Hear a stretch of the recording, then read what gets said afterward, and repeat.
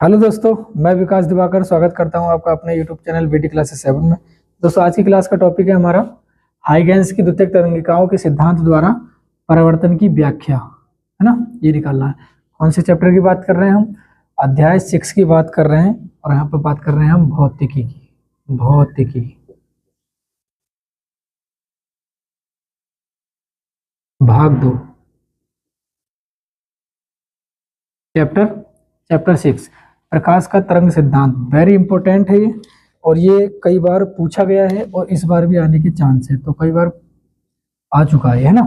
तो इससे सबसे पहले हम इसमें परावर्तन की व्याख्या करेंगे, इसका पूरा का सूत्र निगमन करेंगे। सूत्र क्या होता है? आई बराबर आर, जो परावर्तन का नियम होता है उसको सिद्ध किया था हाइगेंस ने, तो वो इसमें सिद्ध करना है हमें। इसके बाद हम अपवर्तन की व्याख्या करेंगे। तो फिलहाल हम परावर्तन की व्याख्या करेंगे और समझ लेते हैं, डिटेल में समझेंगे और अच्छे से समझेंगे। सबसे पहले हमें चित्र को समझना। चित्र मैंने पहले ही बना दिया इसलिए, ताकि ज्यादा टाइम जाया ना हो आपका। तो मैं इसको समझा देता हूँ अच्छे से। क्या है? एक परावर्तन की व्याख्या करनी है, तो इसका मतलब परावर्तक पृष्ठ लेना होगा। तो हाइगेंस ने क्या किया था? एक परावर्तक पृष्ठ लिया था जिसका नामकरण हमने जेड और जेड डैश कर दिया। यहाँ से एक ही समय में दो प्रकाश तरंगों को भेजा। एक ही समय में दो प्रकाश तरंगों को भेजा। एक ही समय में, कौन सी समय? मानो v वेग से और t समय में प्रकाश तरंगें आगे बढ़ रही हैं। ठीक है, प्रकाश तरंगें आगे बढ़ रही हैं, तो दो तरंगें एक ही साथ भेजी। अब जब ये पहली प्रकाश, ये इसको मान लो पहली, ये मान लो दूसरी, ये पहली प्रकाश की तरंग यहाँ तक पहुंची तो दूसरी प्रकाश की तरंग यहाँ पहुंची। तो अब हमें ये देखना होगा कि पहली प्रकाश की जो तरंग है ये वाली, वो यहाँ तक पहुंची, तो दूसरी वाली इसके सापेक्ष कहाँ तक पहुंची। मतलब ये कि ये पहली तो यहाँ तक आ गई, है ना, तो ये यहाँ तक आ गई, तो उसकी चाल कहाँ तक पहुंची? तो इसकी जो चाल है, जिसकी दूरी पहुंची, वो यहाँ तक पहुंची। तो यहाँ से हमने क्या डाल दिया? लंब डाल दिया। अच्छा, ये जब प्रकाश की किरण यहाँ से टकराएगी तो इसका परावर्तन हो जाएगा। तो यहाँ से आई और ऐसे निकल गई। इसके लिए अभी अभिलंब चाहिए, तो ये ले लिया अभिलंब। इसका नामकरण हम कर दें, तो इसका नामकरण हमने कर दिया है, नामकरण कर दिया है एन। ठीक है। अच्छा, इस किरण को हम बोल देंगे पी, और पी इसको ले लेते हैं, इस बिंदु को हम ले लेते हैं ए, है ना, और ये ले लेते हैं बी, ये वाला पॉइंट ले लेते हैं B dash, P A B P, और ये ले लेते हैं क्यू, पी क्यू। ठीक है, नामकरण आप अपनी मर्जी से कुछ भी कर सकते हैं, है ना। मैंने यहाँ पे ले लिया है, इसको हम एम शो कर लेते हैं। ठीक है, अब मैंने क्या बताया था? मैंने अभी बताया कि दो प्रकाश किरणों को, दो प्रकाश तरंगों को एक साथ भेजा। पहली तरंग यहाँ से टकरा के उसका परिवर्तन हो गया, इसके लिए एक अविलंब चाहिए, तो अविलंब हमने खींच दिया जो एन है, जो एन है। अब हमने देखा दूसरी तरंग यहाँ से गई, इससे टकराई और इसका भी परिवर्तन हो गया। दो समांतर तरंगें आई और परिवर्तन के बाद दोनों समांतर तरंगें बनकर निकल गई। लेकिन इसमें क्या क्या हुआ वो हमें इसमें देखना होगा। तो क्या क्या हुआ? देखो, पहली तरंग जब यहाँ तक पहुंची तो दूसरी तरंग, यहाँ से अगर हम लंब डालेंगे दूसरी तरंग पर, तो हमने दूरी मापी इसकी, तो दोनों तरंगें यहाँ तक बराबर दूरी तय की। इन्होंने यहाँ तक बराबर दूरी तय की, पहली वाली ने यहाँ तक और दूसरी वाली ने यहाँ तक। इसके सापेक्ष अगर देखेंगे पहली वाली के लिए, तो यहाँ तक आ गई, ये आ गया लंब इसका, तो यहाँ से यहाँ तक डाल दिया हमने क्या? एक लंब। ऐसे ही दूसरी वाली पे देखेंगे हम, तो जब दूसरी वाली यहाँ पर आई, जब यहाँ पर आई तो परावर्तन के पश्चात ही ऐसे निकल गई। तो जब परावर्तन के पश्चात ऐसे निकल गई, पहले वाली जो किरण है, पहले वाली जो तरंग, सॉरी मैं किरण बोल रहा हूँ, तरंग, पहले वाली जो तरंग है, पहली वाली जो तरंग है जो परावर्तन के पश्चात ऐसे सीधी जा रही थी, वो दूसरी वाली तरंग के सापेक्ष कितनी दूरी तक पहुंची? तो यहाँ तक पहुंची। यहाँ से हमने डाल दिया लंब, तो यहाँ तक पहुंची, यहाँ पर डाल दिया लंब, तो इसका नाम रख दिया हमने क्यू। तो कोई किरण पी ए आई, परावर्तन के पश्चात ए क्यू निकल गई। दूसरी तरंग बी डैश आई और परावर्तन के पश्चात बी डैश एम बाहर निकल गई। ठीक है, इतनी बात क्लियर। अच्छा, तो आपतित किरण कौन सी होगी? पी, और निर्गत किरण कौन सी होगी? एम। परावर्तित, इसको परावर्तित किरण भी बोल सकते हैं, ये भी परावर्तित किरण है, ए क्यू, है ना। तो इसको हम बोलेंगे, ये जो कोण होगा, ये कोण कौन सा होगा? आई। हाँ, ये कोण आई होगा। और आर कौन सा होगा? तो आर होगा ये वाला। आर कौन सा होगा? आर होगा हमारा ये वाला, यहां से तो मापेंगे, ये आ गया आर। ये कौन सा है? आर, तो ये लिख दिया मैंने आर। ठीक है, ये आर आ गया। आई थिंक नजर आ रहा होगा, छोटा है, छोटा लग रहा है शायद, तो एक बार देख लेना जूम करके। ये आ गया आर। ऐसे ही इसमें देखेंगे तो अब इसकी हम बात करेंगे, इसी से इन कोणों को हम बराबर रखेंगे। तो हमें इसमें क्या लाना होगा, हमें दो त्रिभुज इसमें देखने होंगे। दो त्रिभुज कौन कौन से बनने, देखो ए बी बी डैश, त्रिभुज ध्यान से देखना, ए बी बी डैश एक त्रिभुज ये बन रहा है, ठीक है सर, ये इन त्रिभुजों का यूज होगा, ध्यान से देखना। अब ए क्यू बी डैश, ए क्यू बी डैश, दो त्रिभुज बन रहे हैं, हाँ सर दो त्रिभुज बन रहे हैं। चलिए इसकी कब जरूरत पड़ेगी, अब आगे जरूरत पड़ेगी। अभी फिलहाल हमें कोणों के बारे में थोड़ा सा डिस्कशन करना है। तो एक चीज इसमें समझिए, हमारे पास जो कोण आई है, यहां पर मैं लिख लेता हूं, हमारे पास जो कोण आई है, मैं छोटी सी थ्योरी के लिए जगह छोड़ देता हूं, अभी मैं थ्योरी भी लिखूंगा।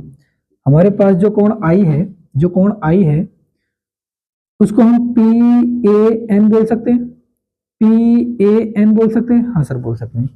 तो कोण पी ए एन बोल दिया, आई को हमने क्या बोल दिया, पी ए एन, ये वाला बोल दिया।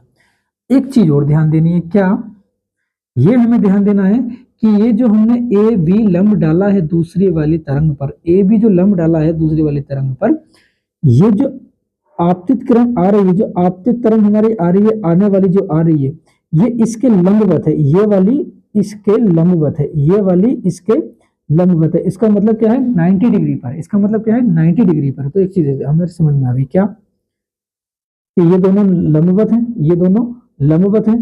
तो अब अगर मैं ये बोलूं कि इस 90 में से ये जो पी ए बी है ना, ये पूरा 90 डिग्री है, पी ए बी क्या है, 90 डिग्री में यहाँ पर लिख देता हूं।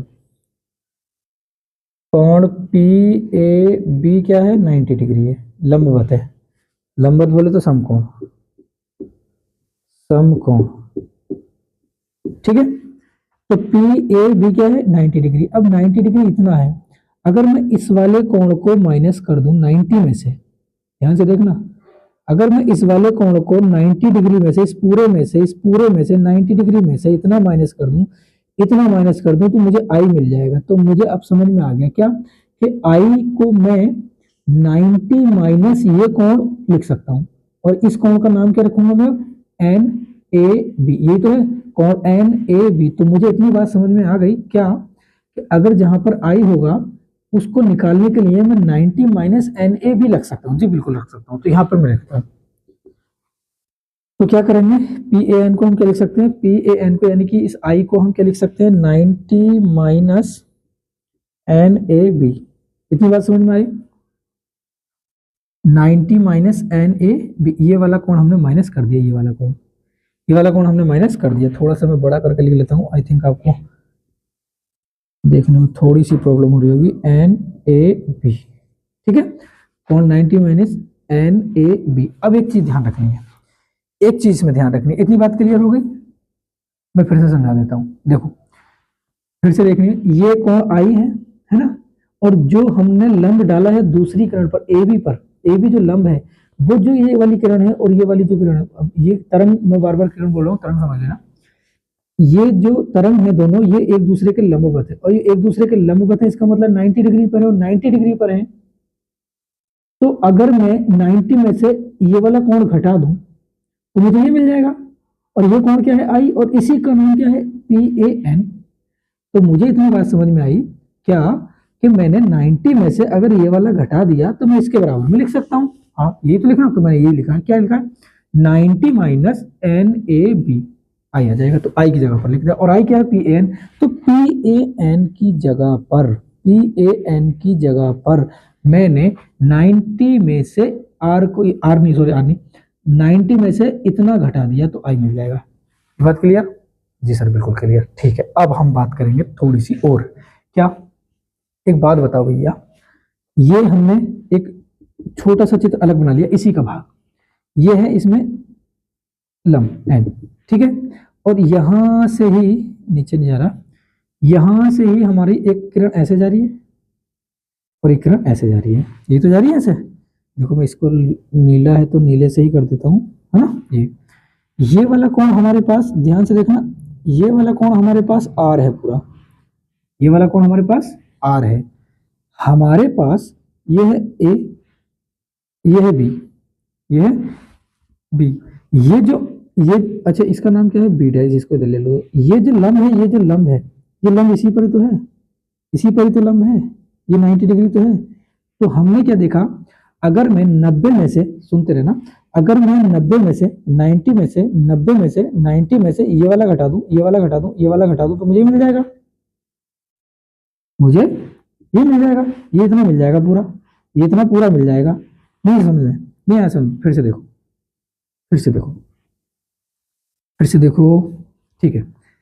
ये वाला देखो ध्यान से, हमारे पास ये वाला कौन है, ये क्या है, आर है, क्योंकि अभिलंब से जब अपवर्तन होगा इसको, तो अपवर्तन को सॉरी परावर्तन होगा तो परावर्तन कोण आर होगा। तो ये हमारे पास ये जो पूरा है ये आर है, ठीक है। ये अभिलंब है, अभिलंब किस पर है, इस पर परावर्तक पर है, अभिलंब परावर्तक पर, तो ये है 90 डिग्री पूरा। ये कितना है, ये है 90 डिग्री, ये कितना है, ये है पूरा 90 डिग्री, ठीक है। ये पूरा 90 डिग्री है, ये पूरा 90 डिग्री है। पूरे 90 में से मैं इतना घटा दूं, ध्यान से सुनना, N A B, N A B, ये घटा दूं तो मुझे ये मिल जाएगा, क्या नहीं मिलेगा, मिल जाएगा, क्या नहीं मिलेगा, हाँ मिल जाएगा, ये मिल जाएगा पूरा। बात क्लियर हो गई, ठीक है क्लियर होगी। तो मैं यही तो करने वाला हूं, क्या, अगर मैं 90 में से एन ए बी घटा दूं तो मुझे ये वाला मिल जाएगा। ऐसे इसमें देखो, अगर मैं इस 90 में से, इस पूरे 90 में से, इस पूरे 90 में से एन ए बी घटा दूं तो मुझे क्या मिल जाएगा, ये पूरा मिल जाएगा। और ये क्या है, B A B dash, B A B dash, ये वाला मुझे मिल जाएगा, ये वाला मिल जाएगा, हाँ सर मिल जाएगा,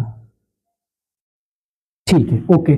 तो मेरे पास ये ऑलरेडी लिखा हुआ है, क्या लिखा हुआ है, 90 माइनस एन ए बी। माना कि हमने इसके लिए ये लिखा था, लेकिन ये यहां पर काम आ रहा है, इसीलिए लिखा था। तो 90 माइनस एन ए बी, तो 90 माइनस एन ए बी, ये वाला एन ए बी, ये कौन ऑलरेडी घटा हुआ, तो हमें क्या मिल जाएगा, ये मिल जाएगा। तो कौन सा, बी ए बी डैश। तो यहां पर मैं लिख देता हूं, कौन बी ए बी डैश। ये बात क्लियर हुई, जी सर ये बात क्लियर हो गई, ओके। अच्छा बी ए बी डैश, तो हमने क्या देखा, B A B dash, B A B dash, ये पूरा जो है ना, ये आई है, ये पूरा जो है ये क्या है, ये हमारा आई बन गया। कैसे बन गया, अरे देखो ना, देखो ना, आई बराबर बी ए बी डैश, तो बी ए बी डैश मतलब आई बराबर, तो आई आ गए, ठीक है। ये बात क्लियर हो गई, हाँ सर ये बात क्लियर हो गई। अब हमें आगे देखना है, अब हम आगे कैसे करेंगे, तो आगे चलते हैं। अब हम आगे कैसे करेंगे, इसको मैं रफ कर देता हूं। तो हमारे पास ये वाला कोण आ गया, हमें दो त्रिभुजों की बात करनी थी, इसलिए हमें ये आई निकालना था। कौन सा, बी ए बी डैश और क्यू ए बी डैश, इन त्रिभुजों की बात करनी है। तो ये वाला कोण आई और इसके अंदर हमें आर लेकर आना, तभी हम इसको बराबर रख सकते हैं, है ना। तो बराबर कैसे रखेंगे, पहले दोनों को हमें सर्वांशम लेके आना होगा, सर्वांशम लाने के बाद हम ये करेंगे। तो सर्वांशम की कंडीशन के लिए हमें ये करना पड़ेगा, ठीक है। अब हम बात करेंगे कोण आर की। तो कोण आर कैसे लिखेंगे, तो कोण आर क्या है हमारे पास, ये वाला कोण है ना, एन ए, देखो आर है कोण ये वाला, आर है कोण ये वाला, N A Q, N A Q, ये देखो ना, ये है ना आर। तो आर को लिखेंगे कोण N A Q, N A Q. अब ये है पूरा 90 डिग्री, वही सेम, ये पूरा 90 डिग्री। अगर अगर अगर अगर मैं 90 में से ये वाला घटा दूं, क्यू ए बी डैश घटा दूं, क्यू ए बी डैश घटा दूं, तो ये मिल जाएगा, हाँ बिल्कुल मिल जाएगा। तो 90 minus Q A B dash, Q A B dash, 90 minus Q Q A B dash, तो हमें मिल जाएगा ये। अब 90 में से, इधर देखो, अच्छा 90 में से, 90 में, ये भी तो लंब है ना, ये भी तो लंब है ना, 90 में से ध्यान से देखना, देखो ये वाला लंब इसके बराबर में होगा, ये वाला लंब इसके बराबर होगा। तो अगर इसमें से हम मानो कि ये एन है, ये इधर वाला एन इधर आ गया, तो एन बी डैश और क्यू अगर मैं घटा दूं, ये वाला जो एन ए बी वाला है वही सेम एन बी डैश और क्यू होगा। तो अगर मैं 90 में से ये वाला घटा दूं तो मुझे ये वाला मिल जाएगा पूरा। तो इसका मतलब ये है कि ये जो हमारा आया ना 90 minus B, 90 minus Q A dash, ये वाला, ये जो हमारा आया ये इसके बराबर है, ये इसके बराबर है, ये किसके बराबर है, ये इसके बराबर है, इसके, ये आ जाएगा पूरा हमारा क्या, r। तो इसकी जगह पर मैं क्या लिख सकता हूँ, इसकी जगह पर मैं लिख सकता हूँ क्यू बी डैश ए, या फिर ए बी डैश क्यू, ऐसे भी लिख सकता हूँ। तो लिख दिया मैंने ए बी डैश क्यू, ये आर क्यू जगह, ये आर जगह पर। तो आर के लिए हमारे और आई के लिए कौन मिल गए, आर के लिए और आई के लिए हमें कौन मिल गया, मतलब ये वाला कौन और ये वाला कौन क्या है, आर और ये आई है। अब हम क्या करेंगे, देखो त्रिभुज के आंतरिक कोण हमें मिल गए, मतलब त्रिभुज के अंदर आई और आर मिल गए। तब हमें क्या करना होगा, इन दोनों त्रिभुजों को सर्वांगसम लेकर आना होगा। तो सर सर्वांगसम क्या होता है, तो सर्वांगसम होता है जो सम आकृति होती है, सम आकृति होती है, लगभग बराबर होते हैं। अगर त्रिभुज सर्वांगसम होते हैं तो उनकी संगत भुजाएं आपस में बराबर हम रख सकते हैं और उनके संगत कोण आपस में बराबर रख सकते हैं, ठीक है। जो समानुपातिकता प्रमेय होती है ना, 10th की मैथ में आपने शायद पढ़ा होगा, नहीं भी पढ़ा तो मैं फिर अभी बता देता हूँ। जब सर्वांगसम त्रिभुज हम लेकर आते हैं ना, सर्वांगसम हो जाते हैं, तो उनके संगत कोणों को आपस में बराबर रख सकते हैं। सर्वांगसम किस कंडीशन में होंगे, तो सर्वांगसम होंगे त्रिभुज, जो भी त्रिभुज की हम बात करेंगे, उनकी तीन भुजाएं आपस में बराबर हो जाए, या तीन कोण आपस में बराबर हो जाए, या फिर दो कोण आपस में बराबर हो जाए, या फिर दो भुजा एक कोण आपस में बराबर हो जाए। मतलब ये कि इस टाइप से तीन चीजें कुछ ना कुछ आपस में बराबर हों, या तो भुजा भुजा भुजा, कोण कोण कोण, या फिर भुजा कोण भुजा, या फिर कोण भुजा कोण, इस तरह से। मतलब ये तीन चीजें अगर आपस में बराबर आ जाएंगी तो वो आपस में सर्वांगसम होंगे। तो हम बात करेंगे अब सर्वांगसमता की। तो बात करेंगे त्रिभुज किसकी, जो त्रिभुज हमारे बन रहे हैं, कौन से त्रिभुज बन रहे हैं, त्रिभुज B A B dash, B A B dash तथा त्रिभुज Q A B dash, Q A B dash में, ठीक है। अब हाँ, अब देखो कोई भी तरंग आ रही है तो बी वेग से आ रही है, टी समय में पहुंच रही है, बी वेग से आ रही है, टी समय में पहुंच रही है ना। तो इसमें हम ये लिख देंगे, हम इसमें क्या करेंगे, जो बी बी डैश है, जो बी बी डैश है वो बराबर है किसके, देखो बी बी डैश है किसके, ए क्यू के, ए क्यू के, क्योंकि ये जितने समय में यहाँ तक पहुंच रही है वो इतने समय में यहाँ से यहाँ तक पहुंच जाती है, ठीक है। तो बी बी बी डैश और ए क्यू आपस में बराबर है, ठीक है। अगर हम और बात करें किसकी, किसकी बात करें, एक कोण आपस में बराबर है, कौन सा बताओ, कौन सा, कोण ए बी बी डैश, कोण A B B dash 90 degree है ना, लंब है ना 90 डिग्री, इसमें भी लंब होगा। ए क्यू बी डैश ये भी 90 डिग्री है, तो दोनों त्रिभुजों में 90 डिग्री यहाँ बन रहा है, 90 डिग्री यहाँ बन रहा है, इसका मतलब दोनों आपस में बराबर है। तो कोण ए बी, कोण ए बी बी डैश बराबर है किसके, कोण A Q B dash, Q B dash, और बराबर ये बराबर है कैसे, समकोण है, मतलब 90 डिग्री है। एक भुजा आपस में बराबर आ गई, एक कोण आपस में बराबर आ गया। क्या ये सफिशियंट है इतना कि सर्वांगसम हो जाएंगे, नहीं, एक कंडीशन और आपस में बराबर होनी चाहिए। तो और क्या कंडीशन है, हाँ एक चीज और है, क्या, देखो ए बी बी डैश ये त्रिभुज बन रहा है और ए क्यू बी डैश ये भी त्रिभुज बन रहा है। तो इसमें एक भुजा ऐसी है जो दोनों त्रिभुजों के लिए बराबर है, जो दोनों त्रिभुजों में आ रही है, तो कौन सी, A B dash, A B dash बराबर है ए बी डैश के, मतलब क्या, पहले वाले त्रिभुज के लिए भी इसमें आ रही है ए बी डैश और दूसरे वाले त्रिभुज में भी इसमें आ रही है ए बी डैश, तो इसका मतलब दोनों के लिए एक ही है और एक ही है, तो बराबर है। और ये बराबर है जब सभी के लिए, जब सभी के लिए एक ही भुजा बराबर हो जाती है, जब सभी के लिए एक ही भुजा होती है तो उसको बोलते हैं उभयनिष्ठ भुजा। तो यहाँ पे लिख देंगे उभयनिष्ठ भुजा, उभयनिष्ठ। हाँ मैं मानता हूँ इसमें मैथ का यूज हो रहा है, लेकिन थोड़ा सा ध्यान रखना पड़ेगा, है ना। इसको मैं मिटा के थोड़ा सा इधर कर देता हूँ, ये मैंने इधर लिख दिया जेड, ठीक है। ओके, थ्योरी अभी हम लिखेंगे, पहले इसका डेरिवेशन लगा लेते हैं। हो गया, इतना हो गया। जब तीन चीजें आपस में बराबर हो जाती हैं, कौन कौन सी तीन चीजें, भुजा कोण भुजा। अब भुजा को हम बोल सकते हैं साइड एंगल साइड। ये कुछ कसौटियां होती हैं, कुछ नियम होते हैं जिनकी सहायता से हम सर्वांगसम रख सकते हैं। तो एस समरूपता से, है ना, दोनों त्रिभुज आपस में कैसे हैं, सर्वांगसम है। तो त्रिभुज जिसकी बात की थी वो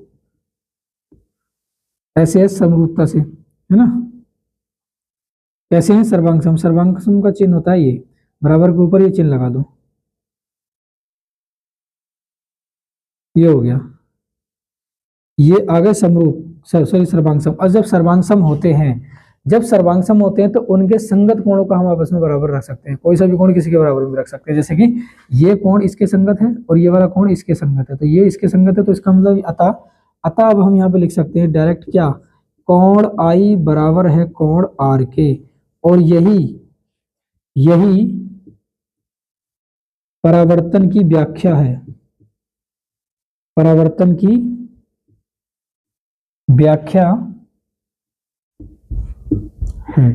तो आई होप ये आपके समझ में अच्छे से आ गया होगा, आप कभी भूलेंगे नहीं। और हाँ, एक बार मेरे कहने से अगर समझ में आ भी गया है तो एक बार मेरे कहने से आप इसका प्रैक्टिस जरूर कर लेना। अगर प्रैक्टिस कर लेंगे तो और बेहतर समझ में आएगा। और अगर कहीं पे भी कंफ्यूजन है तो वीडियो को पीछे देखिए, पीछे करिए और फिर से देखिए, फिर से देखिए, फिर से देखिए, है ना। ठीक है, समझ में जरूर आ गया होगा आई होप, क्योंकि मेहनत ही इतनी की है समझाने में। अब इसकी थोड़ी सी थ्योरी लिख लेते हैं, हालांकि थ्योरी आप खुद भी कर लेंगे लेकिन फिर भी मैं करा देता हूँ थ्योरी में क्या लिखना है। माना 2-3 लाइनों की थ्योरी हमें कर लेनी है, थ्योरी लिख दोगे तो ज्यादा बेहतर रहेगा। माना जेड जेड डैश एक परावर्तक पृष्ठ है,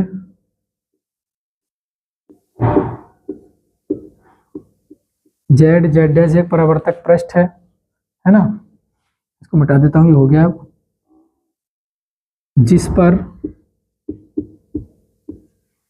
जिस पर दो समांतर, आगे बढ़ा दूं इसको, दो समांतर तरंगे, दो समांतर तरंगे एक साथ, दो समांतर तरंगे एक दूसरे के समांतर हैं, एक साथ आपतित, ध्यान रखना ये इसका है, आपतित होती हैं।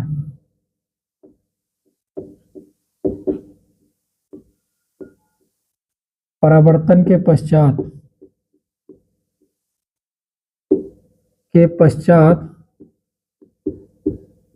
भी, परावर्तन के पश्चात भी समांतर ही रहती हैं, समांतर ही रहती हैं। बस इतनी थ्योरी काफी है, और लिखना चाहो तो लिख लो। आगे क्या है इसमें, दो त्रिभुज मत रहने तो इतने करने तो काफी है, इतनी थ्योरी काफी है। तो आई होप ये आपके बहुत अच्छे से समझ में आ गया होगा। और अगर समझ में नहीं आया, हालांकि आ गया होगा, फिर भी मैं बोल रहा हूँ कि आप इसको एक बार फिर से देखेंगे, वीडियो को पीछे करके फिर से देखेंगे वीडियो को, तो वो बेहतर समझ में आएगा। इसकी आप प्रैक्टिस कर लेना, बहुत इंपॉर्टेंट है। ये परावर्तन का नियम है और इसके बाद अब हम अपवर्तन का करने वाले हैं। ठीक है, तो नेक्स्ट वीडियो में मिलते हैं अपवर्तन के लिए। फिलहाल इतना ही, और इसका आप स्क्रीनशॉट ले लीजिए। आई होप आपने स्क्रीनशॉट इसका ले लिया होगा, और मिलते हैं नेक्स्ट वीडियो में और एक नए टॉपिक क्या ही बोलूँगा मैं, इसका अपवर्तन का हमें व्याख्या करनी है नेक्स्ट वीडियो में, तो वो जरूर देख लें आप इसकी, है ना। तो मिलते हैं। बाकी अगर अच्छा लगा हो क्लास तो लाइक कमेंट, और नए चैनल पर नए हैं तो चैनल को सब्सक्राइब कर लीजिए, कमेंट जरूर करें कैसा लगा आपको ये क्लास।